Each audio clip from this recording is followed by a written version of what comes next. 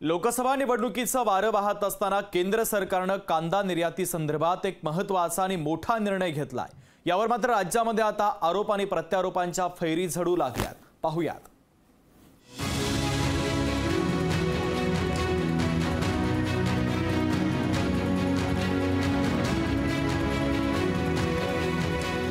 लोकसभा निवडणुकीची रणधुमाळी शिगेला पोहोचली आहे। उत्तर महाराष्ट्रात चौथ्या आणि पाचव्या टप्प्यात मतदान होणार आहे। यापैकी नाशिक आणि दक्षिण अहमदनगर या दोन लोकसभा मतदारसंघात कांदा निर्यातीचा महत्त्वाचा प्रश्न हा निर्माण झालेला असताना ऐन लोकसभा निवडणुकीत दोन टप्प्यातील मतदान पार पडल्यानंतर केंद्र सरकारनं कांदा निर्यातीवरील बंदी हटवण्याचा निर्णय घेतलाय। पण हा निर्णय घेत असताना कांद्यावरील 40% निर्यात शुल्क कायम ठेवण्याचा निर्णय घेतलाय। केंद्राच्या या निर्णयावर मात्र कहीं खुशी कहीं गम अशी परिस्थिती पाहायला मिळतेय।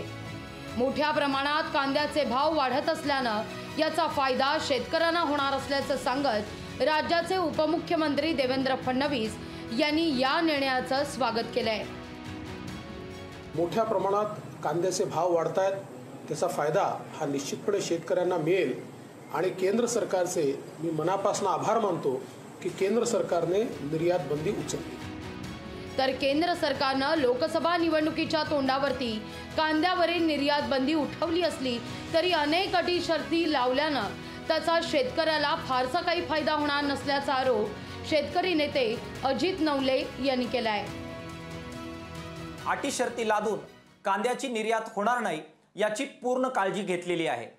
कांद्याचं किमान निर्यात मूल्य $550 आणि निर्यात शुल्क 40% लागू करून अटी शर्तीच्या माध्यमातून आपला कांदा निर्यात होणार नाही याची एक प्रकारे काळजीच घेतलेली आहे। दुसरीकडे कांदा मातीमोल भावानं विकला गेल्यावर हा निर्णय घेऊन काय फायदा असं म्हणत हा निर्णय म्हणजे बैल गेला आणि झोपा केला अशी टीका बाळासाहेब थोरात यांनी केली आहे।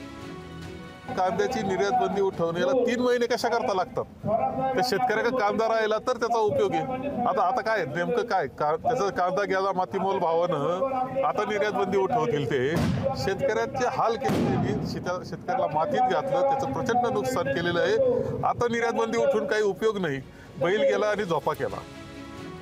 केवळ राजकीय वर्तुळातूनच नाही तर सर्वसामान्य शेतकऱ्यांनी देखील या निर्णयावर नाराजी व्यक्त केली आहे।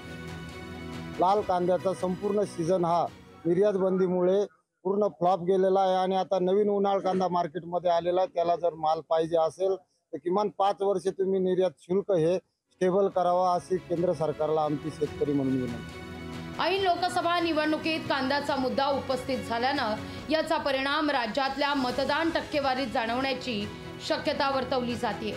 तेव्हा आता हा कांदा कोणाला रडवणार हे येणाऱ्या काळातच स्पष्ट होणार आहे। महेश महाले, लोकशाही मराठी, नाशिक।